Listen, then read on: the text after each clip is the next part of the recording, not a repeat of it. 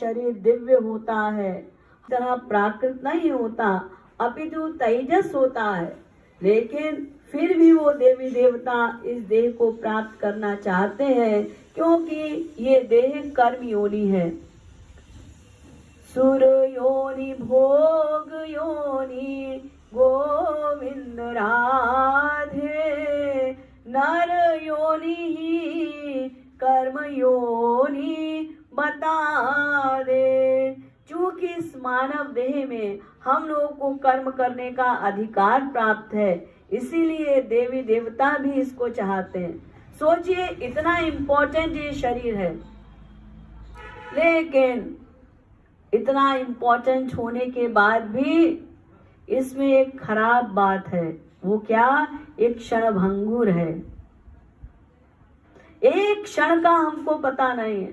क्षणभंगुर जीवन की कलिका, कल प्रात को जाने खिली ना खिली। मलयाचल की शीतल अरुमंद, सुगंध समीर चली ना चली।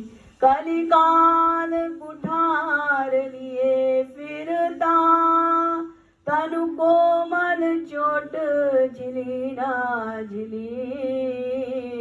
रट ले री रसना हरि नाम, तू अंत को जाने हिली ना हिली। तो ये देख क्षणभंगुर है, और हम सब लोग इस बात को जानते भी हैं कि पता नहीं कब हमारा टिकट कट जाए, लेकिन फिर भी साधना में लापरवाही करते हैं। अभी तो बहुत समय है हमारे पास, कर लेंगे, जल्दी क्या है, कर तो रहे हैं। वही हम ये भी तो कह सकते हैं, कर तो रहे हैं, लेकिन नहीं। महाराज जी ने भी बताया है, दो को जानी भूलो मान गोविंद राधे। एक मौत दूजो हरि गुरु को बता दे। यही बात एक संत हुए नारायण, उन्होंने भी कहा है, दो बातन को भूल जनी, जो चाह असि कल्याण। नारायण एक मौत को दूजो श्री भगवान। किसी संत से किसी भक्त ने पूछा, भक्ति करने का सबसे बढ़िया समय कौन सा है? तो उन्होंने उत्तर दिया, मृत्यु से पहले। तो उन्होंने कहा, मृत्यु कब आएगी? और यही तो है, पता नहीं कब मृत्यु आ जाए, तो एक क्षण की भी लापरवाही मत करो। और जब हम मृत्यु को याद रखेंगे, अगला क्षण हमें मिले ना मिले, तो लापरवाही नहीं होगी। ये शरीर पारस के रूप में हमको मिला है। पारस मणि आप लोग जानते होंगे, जिसके मिलन से, पारस और लोहे का अगर मिलन हो जाए तो पारस लोहे को सोना बना देता है। ये पारस मणि का कमाल होता है।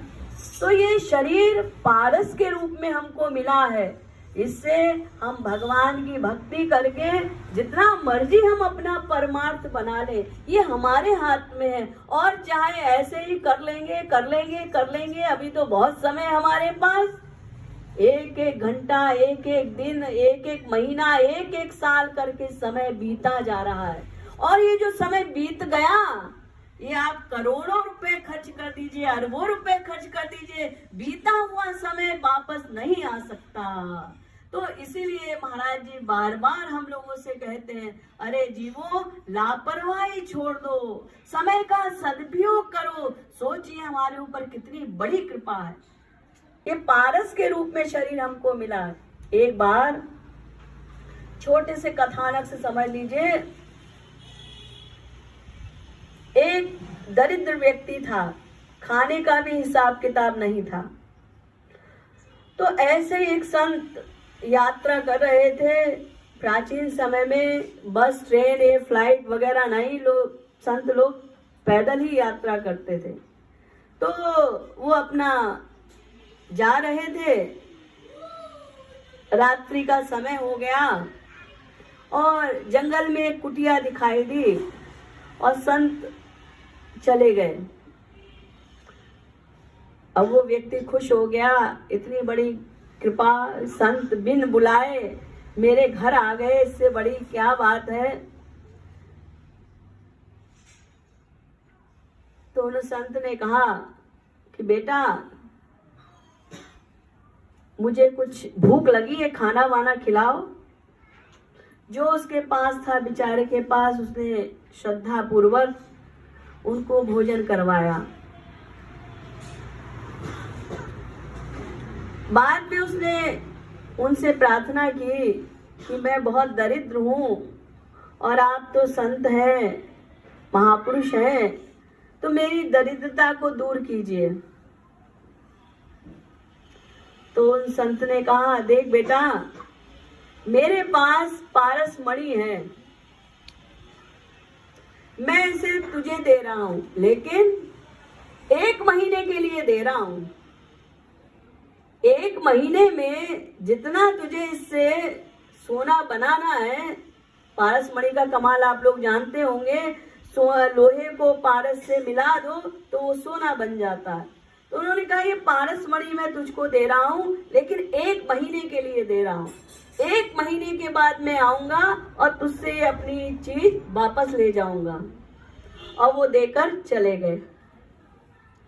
अब वो बड़ा खुश हो गया कि अरे मुझे तो बड़ी कृपा हो गई भगवान की, ये पारस मणि मिल गई, अब तो मैं दिन दुगनी रात चौगनी उन्नति करूंगा, कोठी कार बंगला और क्या क्या सपने देखने लग गया, खूब लोहा खरीदूंगा, खूब मेरे घर सोना हो जाएगा।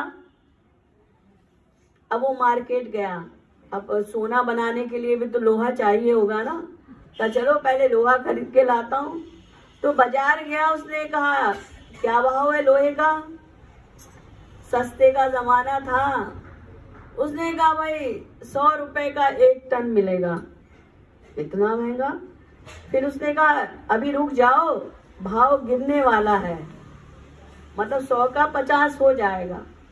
तो अभी जल्दी क्या, 1 महीने के लिए मुझे पारस मणि मिली है ना, तो अगर अभी 100 रुपए का 1 टन लूंगा जो सस्ता हो जाएगा तो 2 टन आ जाएगा, और बढ़िया बात है। वो चला गया। हफ्ता 10 दिन बाद फिर वो पहुंचा मार्केट में और उसने कहा भाई अब क्या भाव है। तो मार्केट का कुछ किसी को पता तो रहता नहीं, सब अंदाजा ही लगाते हैं। उसने कहा भाई घटने की बजाय रेट और बढ़ गया जी, अब तो 200 रुपए हो गया, लेकिन आशा है शायद और कम हो जाए। तो उसने फिर सोचा अभी तो मेरे पास टाइम है ना, तो अभी मैं 200 रुपए का भी क्यों खरीदूं, जब सस्ता हो जाएगा फिर खरीद लूंगा। फिर वो गया बाजार में, फिर वही 200 रुपए कम नहीं हुआ, लेकिन उसने आश्वासन दिया अभी होने वाला है। इस चक्कर में 1 महीना गुजर गया। अब वो संत ने सोचा 1 महीना हो गया, अब मुझे जाकर अपनी चीज वापस ले आना चाहिए। और वो गए तो उन्होंने मन में सोचा कि अब तो उसने कुटिया की जगह बड़ा सा बंगला होगा, कोठी होगी, कार होगी, अब मैं उसको पहचानूंगा कैसे, ढूंढूंगा कैसे। लेकिन चलो चलते हैं। जब वो पहुंचे तो पहले की तरह वही छोटी सी कुटिया में वो रह रहा था।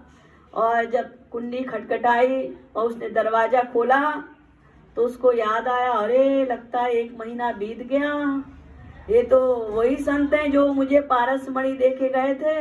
उसने बिठाया, लेकिन उसकी चेहरे की हवाइयां एकदम उड़ गई और उसको ध्यान ही नहीं रहा कि 1 महीना बीत गया। अब उन संत ने कहा भाई हम तुमको पारस मणि देके गए थे, 1 महीना बीत गया, हमारी चीज हमको वापस करो। अब वो गिड़गिड़ा रहा है, नहीं नहीं मुझसे गलती हो गई, मुझे 1 दिन की मोहलत और दे दीजिए, मैं कल आपको नहीं, मैं जो तुमसे 1 महीने का समय देकर गया था। ठीक इसी प्रकार जैसे वो व्यक्ति 1 महीने का समय होने पर भी, पारस मणि होने पर भी बहुत कुछ कर सकता था वो लेकिन लोभ के चक्कर में पड़ के कुछ नहीं कर सका। ठीक यही हालत हमारी है। ये शरीर पारस मणि के रूप में हमको मिली है, इससे हम भक्ति करके, भगवान का ध्यान करके इसी जन्म में भगवत प्राप्ति कर सकते हैं, अगर हम ठान लें कि इसी समय हमको करना है, इसी जन्म में हमको करना है। लेकिन लापरवाही